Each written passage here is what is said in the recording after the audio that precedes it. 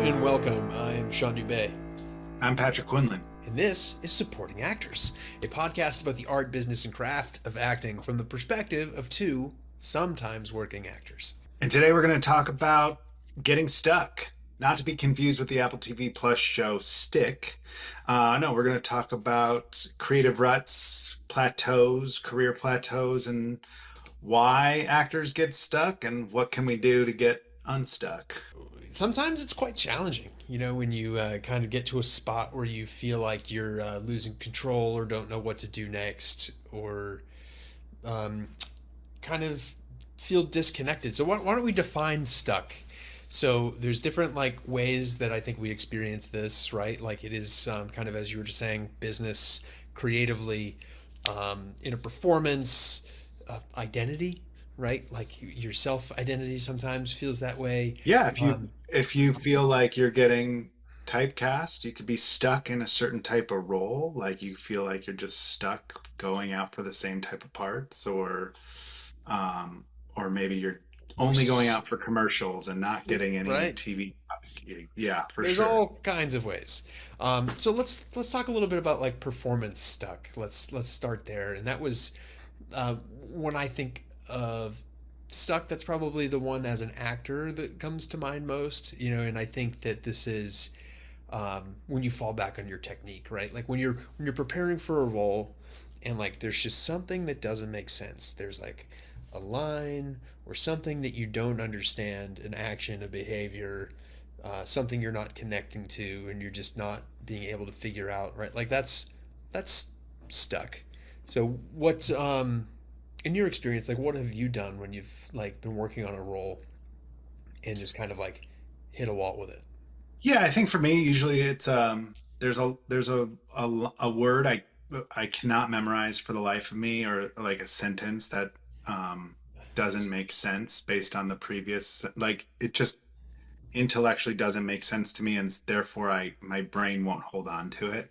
And so I'm a big fan of actually for all of the stucks, but for performance stuck is the best one probably, because it It's the means you most have a job. solvable. Yeah. Yeah, You have a job there's and it's, something to do. yeah, it's the most Um, solvable.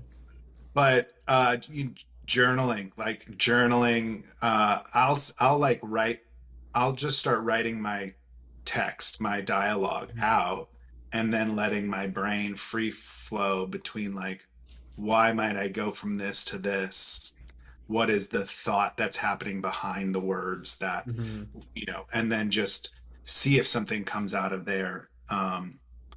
Another option would be to play, start working the other part. So if it's an audition where if it's a two-person scene and you're having struggle with yours, just start preparing the other side, and chances are you'll see it, what you're missing, I guess, in the storytelling of it. Or if we were to prepare something together, I've had friends do it, where you just say, Sean, just you read this, let me see it objectively, Hmm. what, not to steal or line read, but just to be what am I missing? Why is it making sense when you do it and I'm not doing it? Right. Sometimes that knocks something loose, right? That kind of gives you a different perspective on the character. I feel like whenever you're stuck, for me, it's a lack of understanding. And Hmm. then everything is a way to try to get that.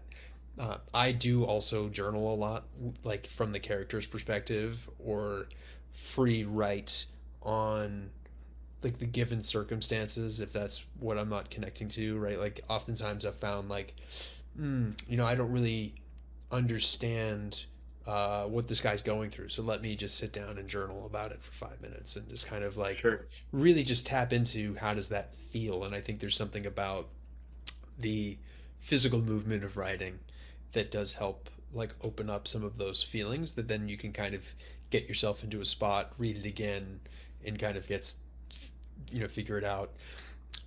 I also find a lot of value in just rereading it a ton at different times Right. of day, during different things, doing the dishes at the gym, on a break at work, walking around, trying to think through it, just kind of putting yourself in different headspaces and kind of looking at it to see if that inspires anything different.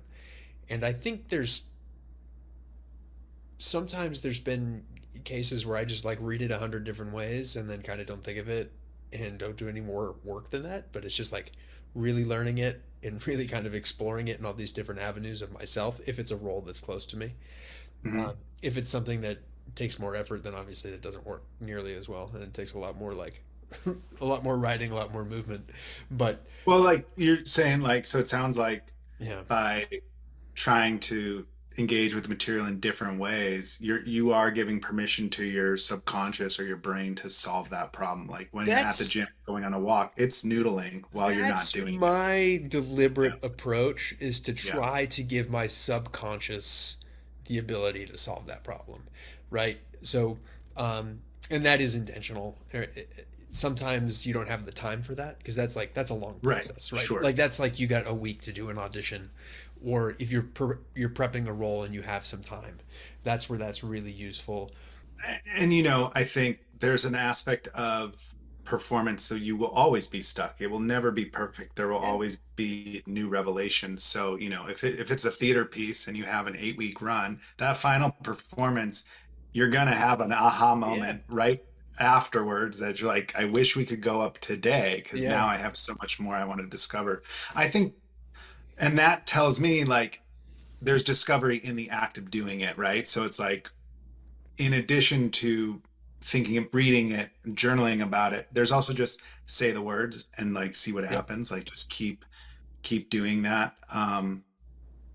And I think actors can have trick themselves or have a little self sabotage by being like, oh, I don't get it yet. I just can't get it on its feet. I don't yeah, quite understand the material. And it's like that might be a delay tactic, and like sure. you're stuck because you don't feel good about it, and it's like you just got to do it and see what happens and fall on your face if you need to. Well, and there's multiple ways into a character, right? Like there's outside Sure. in and inside out, and like I think you need to use all of these different tactics at the Good. same time. Face test. Yeah, Yeah. yeah, and it's different for every role, right? Like, and you don't know what's gonna knock that thing loose, right? You could be not thinking about it and brushing your teeth, and all of a sudden you're gonna be like, "Oh, I get it. Let me go run through Yeah. these lines real quick." It's like, and things just pop up. I know that I've had times. So for me, what happens is like the character will often um, present itself in a way in my everyday life, right? Like I'll be at home, and then like uh, I'll say some like snarky comment or something to my partner, and I'll be like, "I'm so sorry. I just figured something out about this character," and Mhm. it's like it finds its way. In when I feel like I'm least expecting it, when I'm totally present in something else. Having other people, I think, involved in the process helps you get unstuck, Yeah, and probably in every aspect that we'll talk about today. But I've had the experience where I was like, I don't get this material. I don't get this material. I got to put it on tape for an audition, anyways. Give it to my buddy or give it to my wife, who reads the word that my brain just kept skimming past and never registering, and they're like, well, why would you say that? Because this is what it means. And you're like, oh, yeah, it unlocks for everything. And sure. you're just like, Well, because we can get in our own way, we can sort of be like, oh, okay, I'm trying to do my preparation, but I'm missing a few things along the way. I'm not paying attention. I've found too that there's been some times when I've had trouble understanding something, and it's because I, I have a block in myself, right? And it's like an Mhm. internal thing, and I need to. There's something that the actor, need to work on, not to have, so then that's accessible for the character, right? Like I've Sure. had that happen, and sometimes yeah, it is just the like you're reading something and yeah, you're just not even aware that of what that is, right? But then when you hear someone else say it, you're like, oh, okay, I'm missing this thing, or like I've had it even be so extreme as to like there's grief that I haven't dealt with, and I need to go have a cry, and then oh no, I get it. Okay, the character has nothing to do with that, but I just wasn't dealing with my personal feelings, and that was getting in the way Well, of you were guarding playing. yourself Yeah, maybe from right, exactly. yeah, wanting to go through that.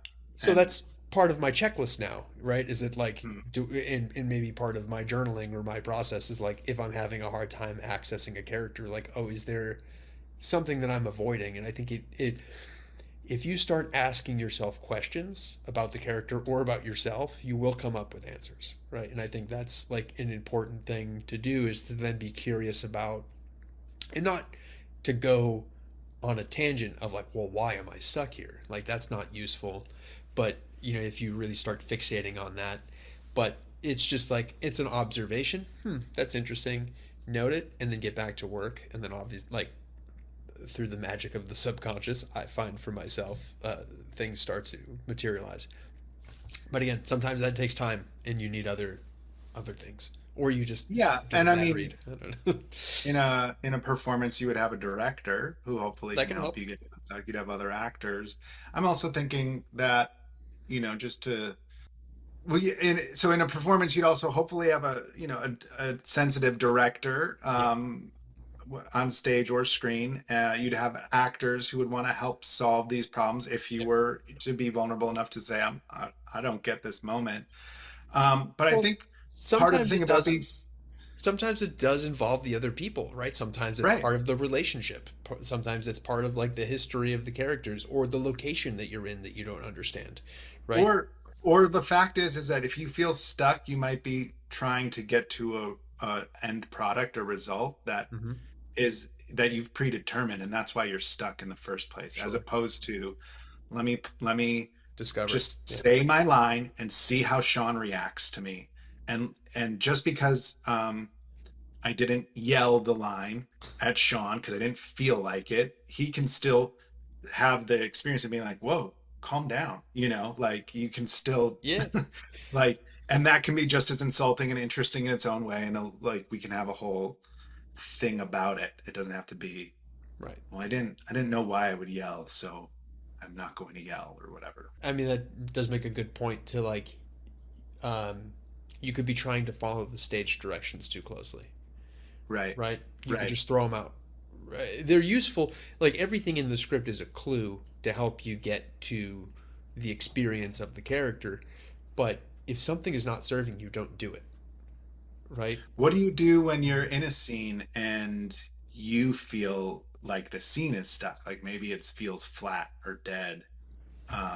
Maybe you don't know your other actor in the scene very well, or like, have you ever had that experience where you're like, what do I do? Well, this technically falls under the purview of the director, right? Like this is Sure. where the director should recognize that it's flat and start helping you seek what that solution is.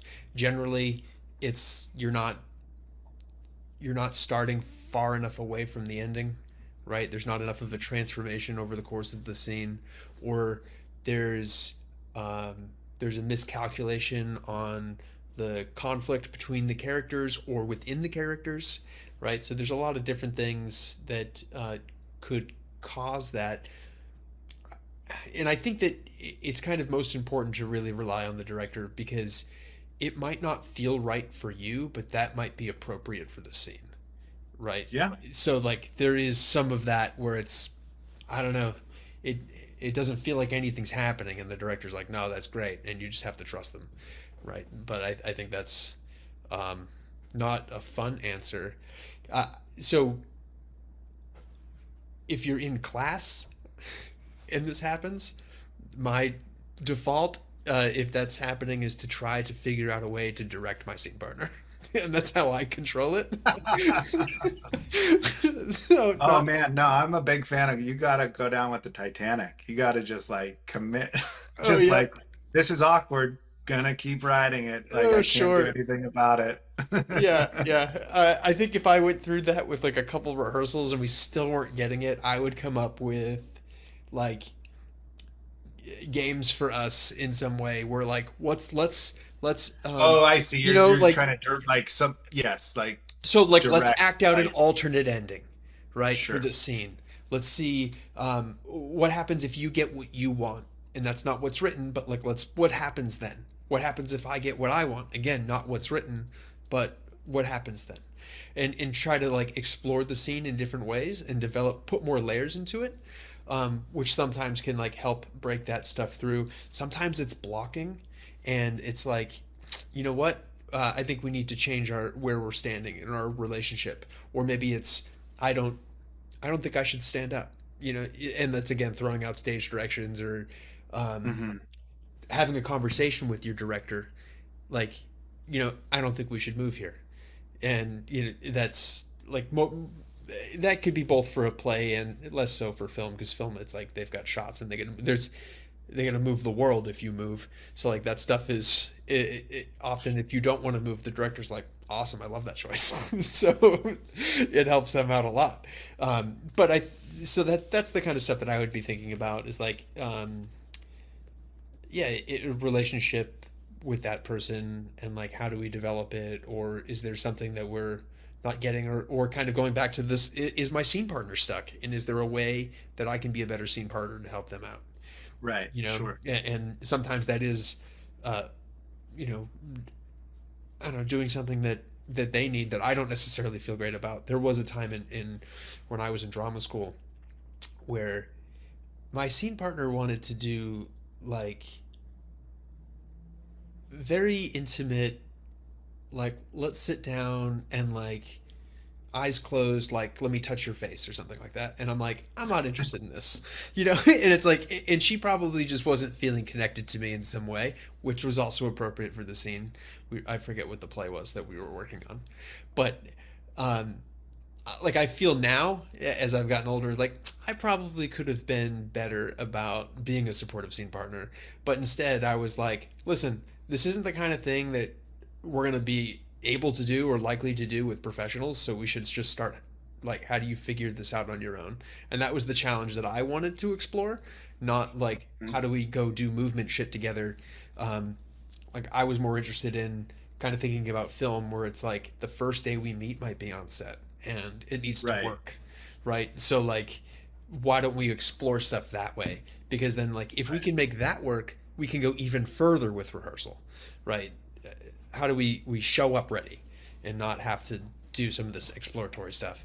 um, but sometimes you also need to, right? And I think another one that's been useful for me in the past for like establishing relationship between characters or past between characters is to improvise and collaborate on coming up Sure. with um, I mean, you can improvise through the scene, but like improvise unseen scenes. So something Hmm. that's not in the play, not in the movie, but an experience that they've both had together. That can be insightful. Or another one that can be useful is coming up with memories through, you don't necessarily have to act them out, but just like through conversation, like, hey, you remember that time we went to the beach, and then you kind of yes and each other to create this shared experience, right, that never happened, but you at least are kind of playing this game together that establishes a memory. And then there might be something in the play or in the movie where you're talking, and like that becomes useful for you, it informs something, right? So like there's ways to kind of deepen those relationships. But that's what I would think when I'm in a scene and the director's not helpful, and I see my scene partner kind of figuring it out, and some of the things that I might try. Yeah. I mean, I think I just recently did a short film where I had my scene partner and I were we had a shared history and we met only once over Zoom and then we had a film Yeah, and we just between takes yeah, got to know each other, chatted, and then sometimes chatted about the scene, yeah, sometimes chatted about, we had all day together to film this one scene, but uh we chatted about that, we chatted about each other's personal lives, and we sort of blended the two realities together.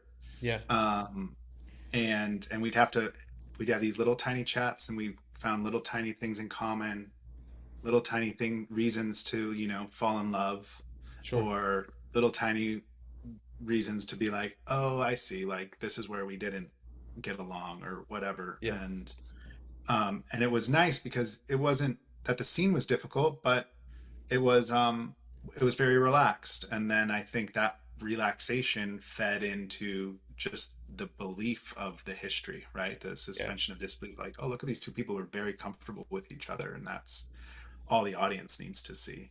What about should we switch to careers? Yeah.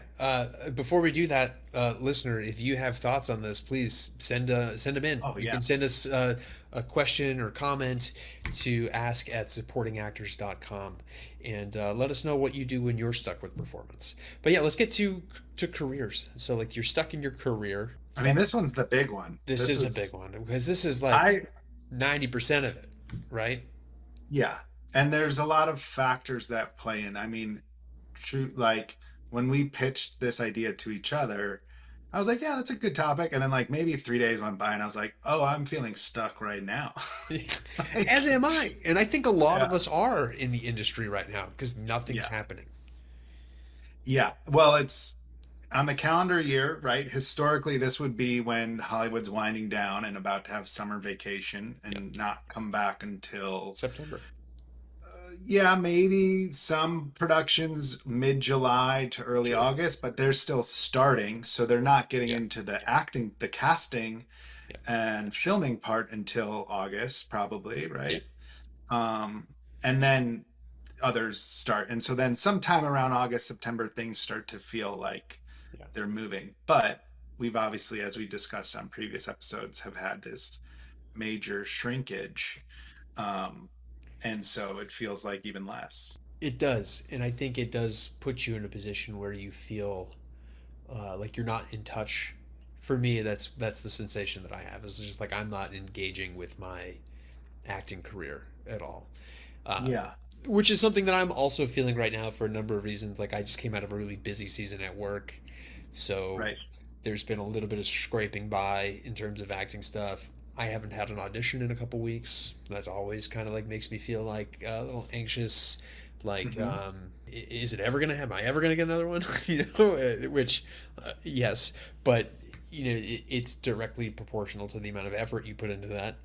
So, I think for me, like I'm feeling like I don't love my materials and I need to like Hmm. refresh that.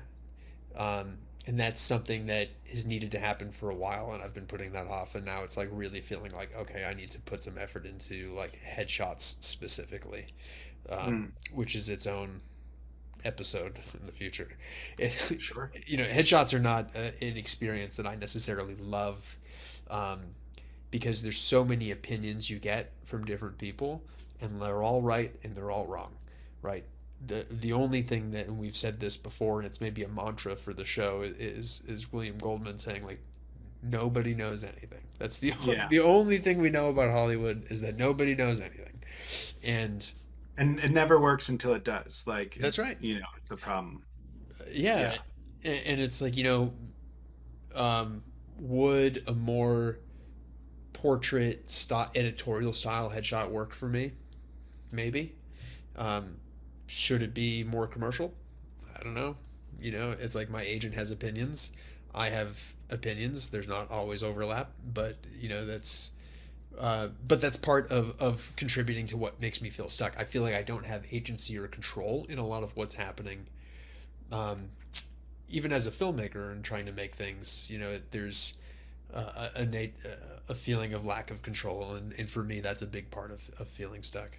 So I tend to look at what can I do, but then we talked about this in another episode where like, but you don't want to just change things to change things. It's like you have to try to evaluate what actually is um, something that needs attention, and I find for myself if it's something I've thought about for a while, like a couple months, then yes, but you need to be patient in order to do that. Yeah. I mean, you mentioned your reps there. Like, so there's possibly a conversation that needs to happen. I think anytime an actor feels stuck in their career, there's a conversation that needs to happen, with possibly with their reps. And it's not, you know, the conversation isn't necessarily like, hey, I need to get headshots, blah blah blah, but maybe more open at like, like I'm feeling stuck or I'm thinking about getting headshots and like what do you think? Like and it is just it is one opinion out of many, but you have to collect Yeah. a few and make some strategic choices. With headshots particular, I've never done it, but I've never done headshots. No, I've done headshots. I've uh I've never done this strategy, but I've always wondered if there's a way to make it smaller bets, like where you could just do, you know what, I'm going to do one photo with Hmm. one look with this photographer, who maybe is more portraiture, and one look with this photographer who's maybe more commercial, or Right. and like it's so much more time, and it's It's so much. probably just as expensive. Yes. But there are obviously other people out there who are getting into the headshot photographer game. Like Instagram has Filled. convinced everyone they're a photographer. Yep. Like there's probably some cleverness that you could implement to sort of be like, let me get a variety of things and see this works for X. Because the thing is like whatever you're stuck on in your career, there's not one fix. No. Like you're not going to get a perfect headshot Right.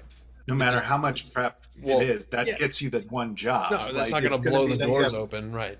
it's going to, oh, that one headshot from we submitted your new headshot, but then they liked the one from 3 years ago Yep. that we didn't like at all. And they saw that and they really saw you in the role now. And you're like, Yes. okay, great. Like you had to have both Yes. Right. ultimately, you know. Yeah, I mean, I feel you in terms of Yeah. the career stuckness. I was changing up my resume the other day. Okay. I started tweaking it.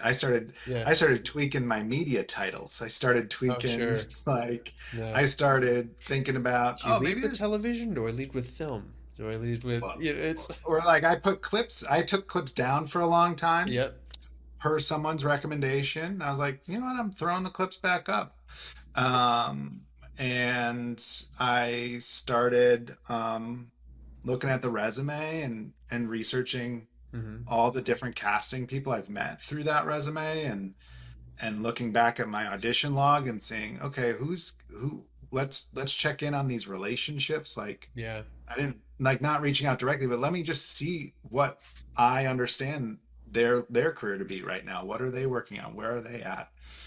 Um, and that's going to be the beginning of a process, I think, for me of figuring out how to rejuvenate some relationships, Hmm. or to um, target certain casting people, or to have a conversation with my reps about being like, hey, we went in a few times over the years for this person. Like, what do you think? Do you think the materials, the thing I have a question I want to talk to my reps about is, do we think the materials are working right now? You know, Sure. um, I don't Well, know. I don't know. we've both also had experience with changing our looks, right? For Mhm. for career, for business. Um, I've done it once for myself, and then I've done it one other time with because a rep told me to. It's like I grew my hair out long. I can't grow a beard to Oh save yeah. my life, so there's none of that. But I've had long hair, similar to yours. Mine's also curly, just darker. Actually, I get Shirley Temple ringlets, which is like super funny. Yeah. Uh, Nice. for like for being 6'2" and 200 pounds, really intimidating. my Well, girlfriend but always yeah, like, "You've got such nice it's part hair." of the Yeah, package, right. right? Well, but it's just like, yeah, so that's part of what you try doing. Well, for me at the time, I had an agent in New Mexico, and she was like, "Listen, dude, there's a lot of westerns coming, so stop cutting your hair and grow your beard." So like, and I didn't book any of that. It's not a good look for me. And then I ended up booking something where they were like, "Will you shave and cut your hair?" I'm like, sure. And then it's more or Hey, less great. I'm went back to this, you know. I'm kind of dying for someone to book me to cut my hair. Yeah, just give you a reason to, right? Yeah, Yeah, yeah.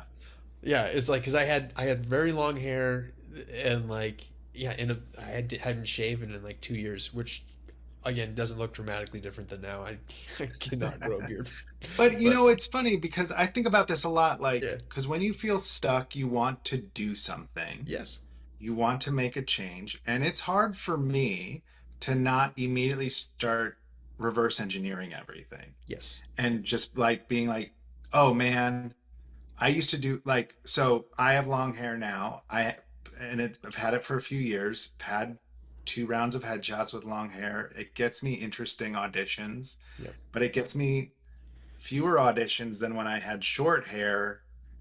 and could go out for more blue collar stuff like Mm, paramedics and cops. Granted, those are two different variables, right? Because that was pre-pandemic where there was also more opportunity. right. And I don't know if, so, but like the thing I wonder is like, well, what is my, is it, should I cut my hair because I want to be on The Pit and I want to be an EMT on the next season of The Pit? So therefore, I'm going to cut my hair and just reverse engineering. It's like that won't bring me more joy or solve my career problem. Yeah, That no. like, what do you want in your life? What do you Yeah. want in your career? And Well, like, how do you marry them? yes, and you spend a lot more time being Patrick than you do being an actor. So Yeah, so do you want to cut your hair? And I right. think that's a more important question to ask. Um, and then just do it, right? Do it because you want to, Yeah, not exactly. necessarily But for the career. it's But so but hard when it's you're in that hard to. stuck moment Yep, to separate the two, right? it's very hard. Um, You want to even you when want to things are break going up with your well, reps. You want to when things are drop them. going Yeah, well, you don't want to make changes, right? So right. it's like, and it's such a nonsensical business sometimes that you know you, we all become superstitious whether we want to or not. Because it's so fickle. Well, and I think activity is like deceptive, right? Yeah, Like activity, it does like it's like the busy phenomenon where it's like, yeah, I'm so busy, I'm so busy. It's like, are you, or are you just not making sure, the right choices? yeah. Like, are you Well, just not saying no to things? and I think this is also when actors start to think about their self-tape setup, right? And like way Sure. overspend, go crazy on a camera, hard on lights. Like you don't need to do any of that, right? Right. There's a space already in your house that's going to be just fine. If you are at a certain point and you want to do those things because you enjoy it, that's fine, right? Like I've had that experience. I don't like just putting up my phone and whatever. It doesn't. It's like uh, the theme so far in these episodes has been like I need a reason to be performing, right? To like to grab that Mhm. other gear. So now it's like, well, if I set up this camera and I set up a couple lights, like, well, I might as well, have fun, So, if I'm gonna go through that work, so for me, that's been helpful. But it changing the quality of your self tape is not necessary. But this is again something that we can control, so we feel like, well, if I'm doing that, I'm at least doing something to kind of get unstuck. But it might not be part of you, right? Like again, the industry is such a weird thing, and there's so little we have control over. Yeah, I think like an exercise would be to like list all the things that you think are not working, right? Sure. And then list out, well, what do you have control over? And what could you change? Chances are most of those things you can't change right away. So it's like, well, what's one thing you can tackle, right? So Sure. if yourself you don't need a fancy self-tape setup, but if you feel insecure about your self-tape setup and the tapes you're sending out, Yeah. you can spend a night messing with your gear, buying something Mm-hmm. reasonable to just one thing, right? Maybe it's testing a microphone that works with your phone, or Or maybe it's testing a new yeah. one light or something, and just experimenting with that, or have a friend even.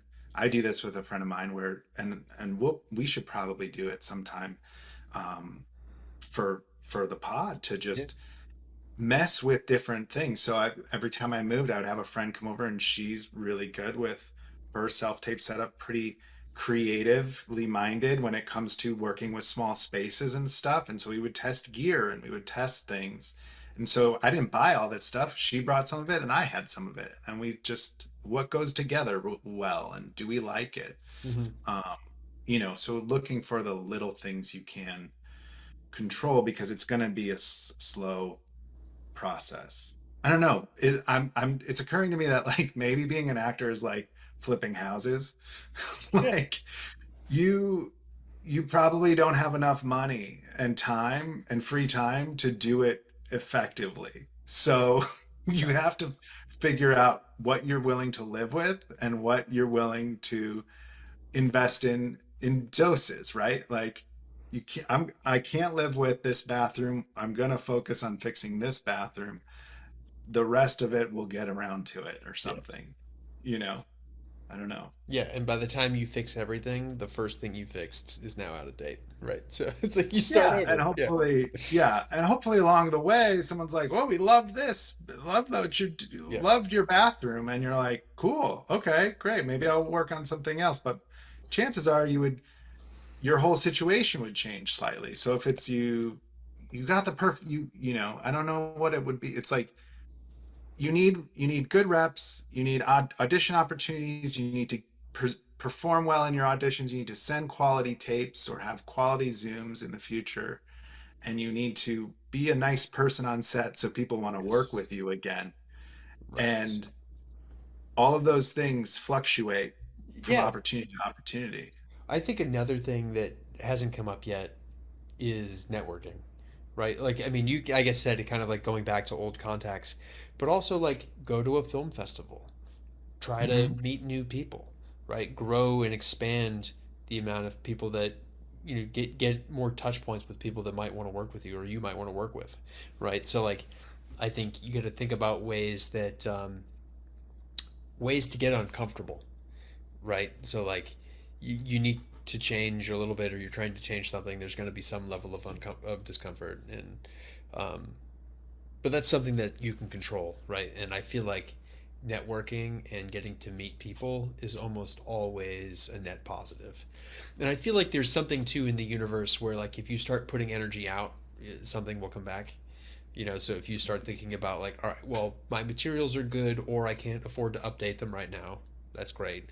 I'm happy with my self tapes, or you're like, I'm gonna learn a new piece of editing software that maybe allows me to color grade these a little bit further. Put a little something on them. That's great. Or you want to learn a new app to shoot with on your phone, right? Like DaVinci makes an app. It's great. It gives you full control over your camera, and you can start Oh, to make really? stuff look cinematic. Yeah, it's free. So, like, maybe that's you're there, and you're like, all right, so I'm feeling pretty good about materials. Feeling pretty good about self tapes. I like my reps. I've talked to them. Like the next thing is like network, right? Try to get out and just chat with people, see what people are up to, because or commiserate, because you'll probably find too right now a lot of actors are feeling kind of similar. Well, Um, I was going to say yeah. like acting classes and opportunities Class. to Yep. network, Yep. or casting director workshops and opportunity to network, and Yep. then there are so many. I think Instagram. The one nice thing about social media is just realizing who else is out there, kind of in the trenches, and so there's writer meetups. There's Hmm. that friend who posts all the different short films they're making. Like, I think you reach out and you say, like, how can I be of service? How can it, like, let me know when you need a PA one day, and like just Sure. go and PA on a friend's short. Or write a short, or Or yeah. skit, or when something that you're interested in. And that kind of leads us into like a being creatively stuck too, Sure. I suppose. So I mean that would definitely solve some problems to go out and get in community. Yeah. But you know, what do we what do we do when no one's watching, I suppose? Like, Yeah. what is the life of an actor when the phone's not ringing, and and maybe you are in class, but you're in class once a week and there's 6 other days to fill. Yeah. Like, Well, I mean, I solved this problem by getting a job that requires me to be creative. But that was my how is thing. it just getting a job fills the time, you get Dude, brain dead, you're too tired to think about the problems in your acting career? yeah, for sure. Like, I mean, hopefully it's not a job that takes you away. I mean, we did a whole episode on day jobs, right? But it,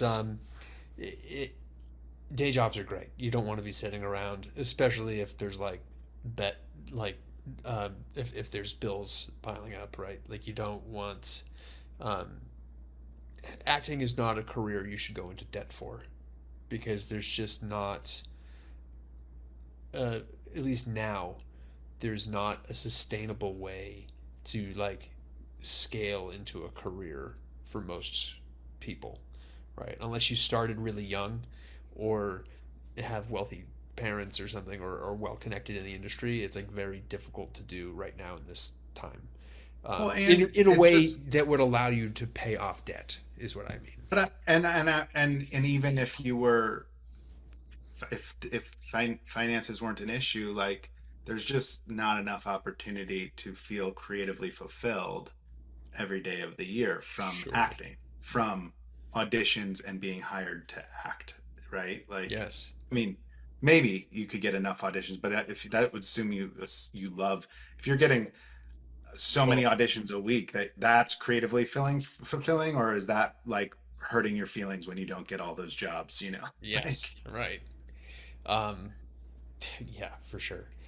That's been like I've had friends. It's never happened to me, but I've definitely had friends that have had, and this was like before self tapes, like 14 auditions a week, and they're like, cruising around town all over the place, and like that. I wouldn't say it was fun for them to watch them go through it, right? But yeah, because it's a lot of work, right? it's a It's still ton. work. Yeah, it And is. so it's like, where are you getting your creative juices? I think the thing, when we think about acting, it's so easy to jump to like the auditions, or the number of auditions, or quality of auditions, Yeah, or performing. yeah, When it's like, well, a lot of acting is reading, yeah. and and and if you're lucky, hopefully we all are lucky enough to one day get to utilize our taste. Yes. And so I think, if you're creatively stuck because you're only auditioning for things that you don't love, or you're stuck in co-star land or whatever, then it's like, crack a play, read a nonfiction about Hollywood, about Yeah. people who make movies, watching movies, reading poetry, like listening to music. There's Go to the filling the museum. cup, right? Right. I was actually just going to use that same metaphor, where it's like, if it's empty, you have to fill it up, right? You have to go get Yeah. inspired. Um, yeah, and all of those things, right? Just start consuming art. Go to museums. And Um, hopefully that go to talks. Go to push movies. Watch pushes you to something. make some art Yeah, too. right. Yeah. Exactly. You could dabble with something new. Try illustrating. Try painting. Try whatever. Like, you never know. Um, I think that all creativity kind of comes from the same place, and creativity begets creativity. So just because you're now starting to do something that engages with your creativity in a way that is not acting, it does not take away from acting, in my Right. experience, right? I've become a better actor as I've become more creative in other ways, and have sought opportunities to stay creative in my life. Um, there is a It just changes the way you think about things, and then also you have other things to look forward to, and it just makes you, goes back to the networking. It makes you a better conversation, right? If you're like, oh, Sure. I'm working on this like sculpture, it's the first thing I've ever done, I thought it was interesting, and it's like people would be happy to talk to you about that. Like, I think a lot of us are looking to be creative and are looking to get things out there, so we're inspired when we hear other people doing it, and that's also part of what inspired us to do this podcast, right? Is just like to be creative, to put something out there, and like to keep it going, because it all ties together. Yeah. I guess one challenge, I think, when you're an actor and thinking about yourself as an actor and solely an actor, is that it feels like you need a lot of other people around to make that acting a reality. Like, you need a director and a writer, A and lot of people have to say yes. You're not in a lot control. of people have to say yes. And Yeah. so it's like finding ways. Well, can you put on a second hat? Is there another hat you can try out? Sure. And again, it's not to make something perfect or even good. It's No, just just to to be creative. be in the process of making. Yep. And I would say to that, like, too, there's a lot of writers in Hollywood right now who aren't getting as much work either. So I wonder if there's a writers group you could find where you volunteer your services as an actor, or you read plays. Like, there's a lot of ways, and maybe if people have questions and were to like want us to elaborate on the details, we could probably do a deep dive of like, here's some unorthodox ways to find, to network or like create that maybe no one talks about. Yeah, I think now too with the internet, there's so many creative outlets. Yeah, There's I mean, no there's like shortage. the amazing thing about right now is like there's no work or there's very little work, but there are also quite a few examples of like unknown directors and movies that had got made and are now like blowing up in theaters or Right. making a lot more money than was originally invested in. And that's inspiring to me to be like, oh, okay, these other people are they cracked the code, and like Sure. what else can we find? Like there is an audience out there that is looking for original ideas and Yep. things, and so if you're feeling stuck in the system, probably have to get out of the system a little bit. Yeah, and I think it could be helpful to think if Hollywood disappeared tomorrow, what would you do? Right? Like what would you make? Mhm. Or like how would you do things? Would you write a play? Would you write a one man play or a one person play? Would you do stand up? Would you start illustrating, start writing? Right? Like, and you don't have to wait for Hollywood to die, which maybe it is, but like there's a lot of creative fulfillment there, and your desire to perform won't go away. I think that would be the maybe a fear that people might have is like, well, if I start enjoying this, am I going to want to stop acting? Maybe, but probably not. Like I feel like every time I have a breakthrough at work, or even like when I had a kid or something, I'd be like, man, is this the thing that finally makes me want to stop pursuing this? And Mm, that has not happened yet. It's like you keep hearing, you'll hear things from other people, but like ultimately only you will decide, and that's okay. Whatever yeah. it ends up being. I work with a guy in the theater company I'm part of, where um, he had a whole career managing lawyers, right? Like being the business operations for a big law firm. And now he's retired and he's come back to acting after like 40 years in a professional career. And he's killing it and he's doing a great job. So Sure. like you don't know if it's going to come back, right? Or how, or like, yeah, life's long and weird. So just like do Well, what that's brings you joy. And if it's not fun, yeah. stop doing it. You got to follow your bliss, Yeah. and the thing that you think you're stuck on or that's not working is connected to this vision you have of what like this fantasy we have, right? You could be holding too tightly to that goal, right? Or to that vision. Yeah, and you Yeah. might be ignoring opportunities that are presenting themselves, and that's like, no, oh no, I got to be available. Like, I'm not going to do your short film, Sean, because I I'm pinned. I heard there's a pin, and you're like, well, what's the window of your pin? It's 3 months. I might Yeah. work any one of those days. It's like, no, no, no, no. Go do Sean's short film. Apologize profusely if it actually works out, Right. but chances are you'll do both, or you'll just do the Disclose short everything. film. Just, Yeah, like you just disclose it and you let yeah, the director know like, hey, I'm going to say yes to this. There is a super small chance that I might get called in for this thing I'm pinned for. It's unlikely, but just so you're aware. right, And if that's a deal right. breaker, great. And if not, um, let's do it. And like we'll just have a contingency to figure out how to make it work, right? It's like usually people, if you talk to them up front, they'll figure it out.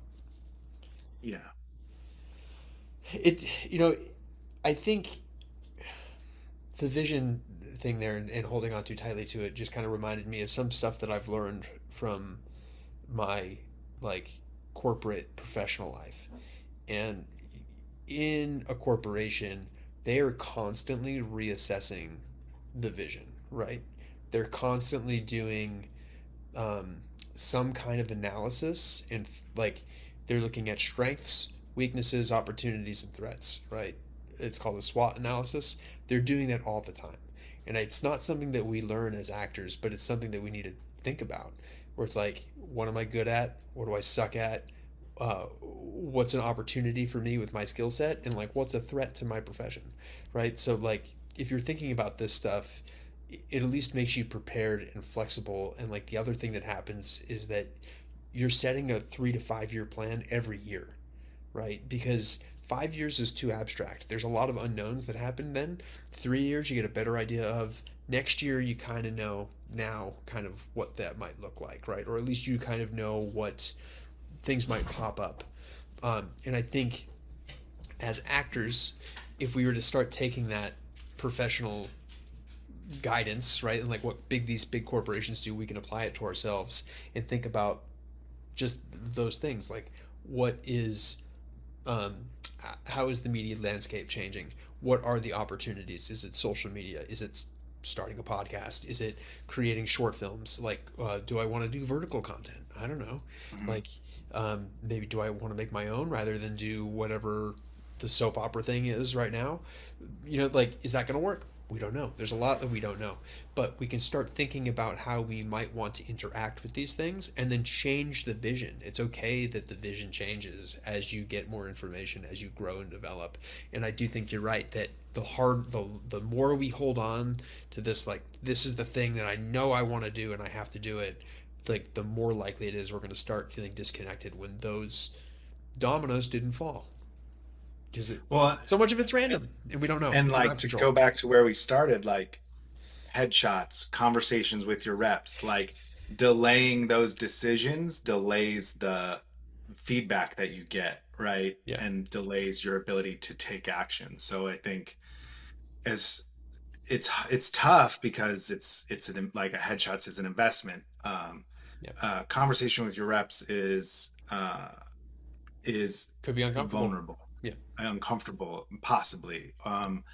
So and it takes up time, it takes up people's time and energy, but it's like you came out here to be an actor. Um, you gotta like give yourself a fighting chance and like Yeah. get some information, try something, reassess in 3 months, 6 months. What's the Yep. timeline? How do we shrink that timeline? Because right, like you're saying, Yeah. How you if increase the we cycles, right? how do we just get that feedback happening Yep. faster? Yeah. And that's, it is a momentum industry, that's for sure. Yeah.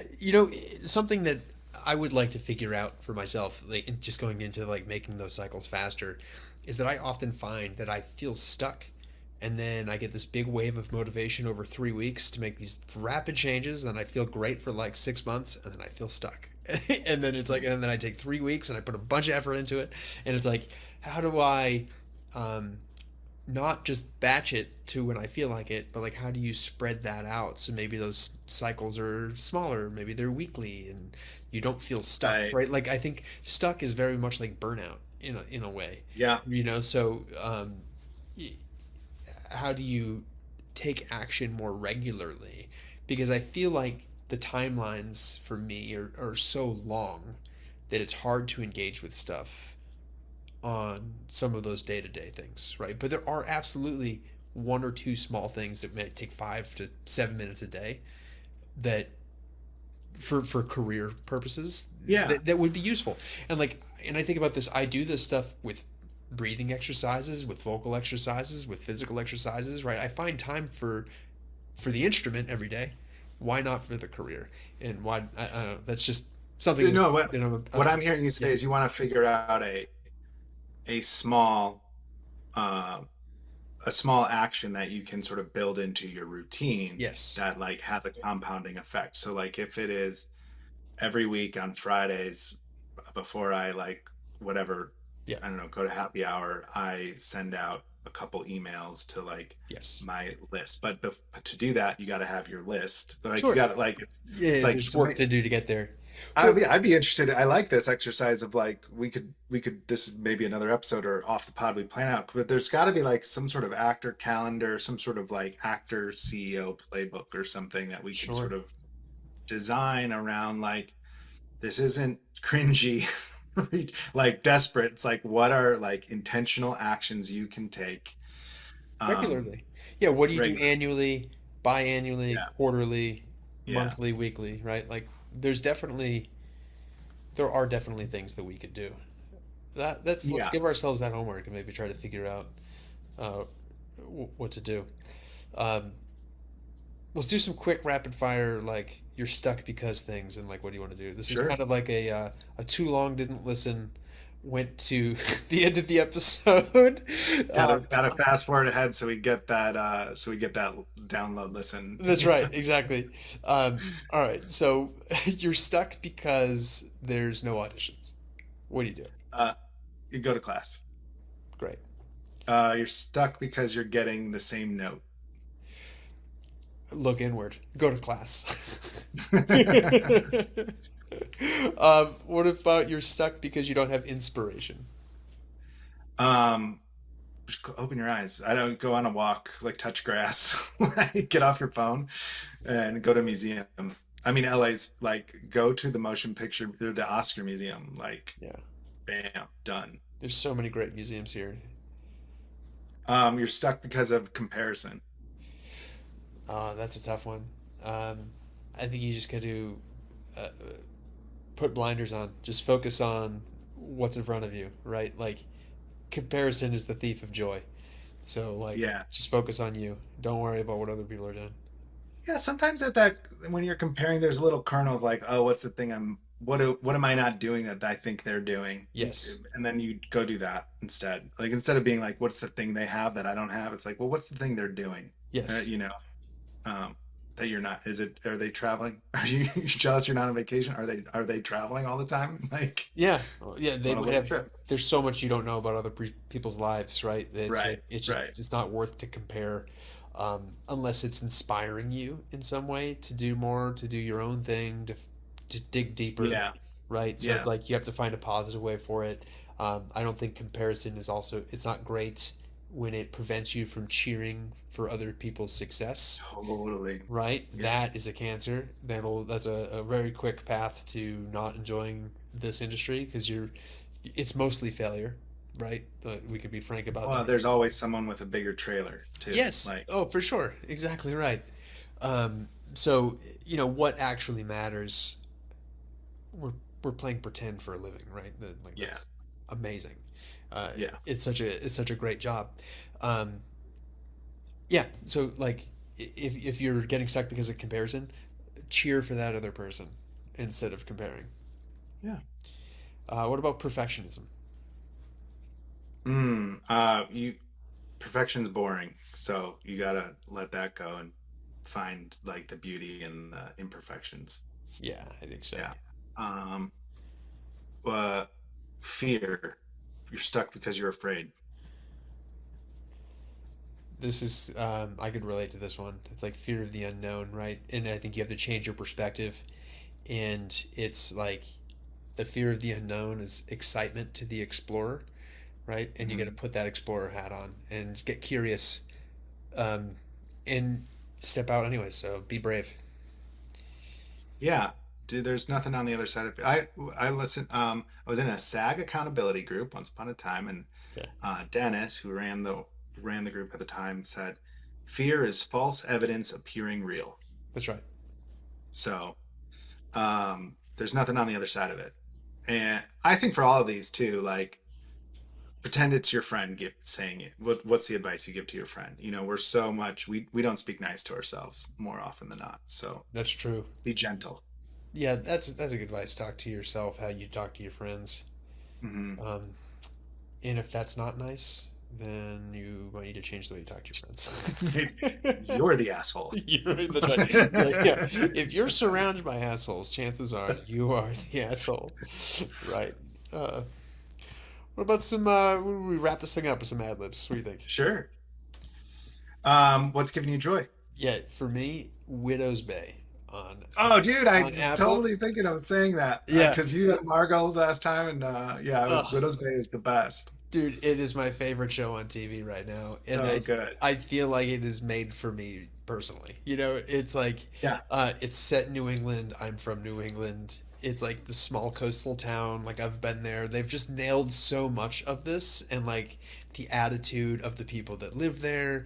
And then I love the, like, it's a flop, right? Like the whole show is a flop. The the mayor wants something to happen, it's not going to happen, and the more he tries to make it happen, the less it's going to Yeah. happen. And I love that. That's like one of my favorite things. Like everything I write tends to be a fucking flop for some reason, just from a mechanism perspective. So I love that aspect, and like the very first episode, like what had me just rolling was like it's so beautifully done by Matthew Rhys. He's doing such a great job in that role. But like, he's got this is a not really a spoiler because it happens in the first 5 minutes, but like this they want to become the new like Martha's Vineyard, right? And like they want to be this tourist destination, and like their whole economy is propped up on tourism, and this New York Times writer comes and I heard there was some cannibalism. yeah, well, it's just the it's a 2-hour boat ride from Maine or wherever they are. They don't really say from the mainland is what they comment on, and he's just like, yeah, no, I just had a conversation with the captain, and and then the mayor's like, like just no, it's just like there was just so much opinion in that, and it's like that's like the most New England thing ever, which is like there's 12 different ways you say yeah, and like there's just so funny. much subtext in there, like yeah, right, and it's just like great, and it's like you just know his opinion, the conversation that he's had with this captain in the past about bringing people ashore, it's just like, and it's all there in that one moment. But I just love that the subtext and just like the mechanics of it are so good, and it's so funny, but it's also scary. Like there's like a couple moments in there where you're laughing because it's so ridiculous and it's funny, but you're also scared at the same time, and that is an amazing feat. It's an incredible tightrope that they pulled up. Yeah. That's I would just add on that the entire ensemble, the whole cast, everybody is perfect. It's like so many heavy hitters that are just like, that guy or that woman from that thing I can't name. They're all like, they've all had these incredible careers, drama and comedy, and they're all doing this sort of interesting tone that's funny as well. Yes, but it's not like, it's not overt. It's like they're taking everything super seriously. Yeah, right? yeah. But it's very funny. Yeah. Yeah. That's my thing. You don't need to have another one. You could just one hand. Yeah. Yeah. Plus one. But is there something else you got? Yeah, I got invited to do a performance of Act 3 of Three Sisters. Okay. And at a bar in LA in a couple weeks, and right. so we had a Zoom read the other day, and I was like brushing up on my Chekhov, and sure, and then had this Zoom read with people. I only knew one person in the Zoom, the guy who invited me, Remy, and everyone else was a friend of his and new to me, and so it was really cool to just be, speaking to what we were talking about today, be invited into someone else's community and see the talent and just be like, oh man, there's so many people I don't know. There's so many talented people who love the same things I love. And gonna put that up in mid-June, and it's like a one night only little fundraiser thing. And we're gonna have one rehearsal and 2 performances, and that's it. So it's just like gonna fly by the seat of plants and hopefully memorize all my lines before we go. Oh, that's great. Apparently we can call for a line, but I'm like, that's stressful. I don't know. So I'd feel worried about that. I'm trying to put that on my to-do list. Just like learn those lines. Work on it. Yeah, for sure. It's giving me joy to think about. It's gonna be fun. That's awesome, man. I can't wait to see it. Yeah, thanks. All right. Well, this has been Supporting Actors. Right? We did it. I'm Sean Dubé. I'm Patrick Quinlan. Yeah, and if you have questions, comments, again, send us something at ask@supportingactors.com. Like this podcast, follow us, whatever platform you're listening on. There's a way to get this in your feed each week. Thank you for tuning in, and tune in next week when I gotta think of something. You know what? We're stuck, and maybe that's fine. Oh no, we're stuck. We got stuck in the improv. So tune in next week when we don't get stuck in the improv.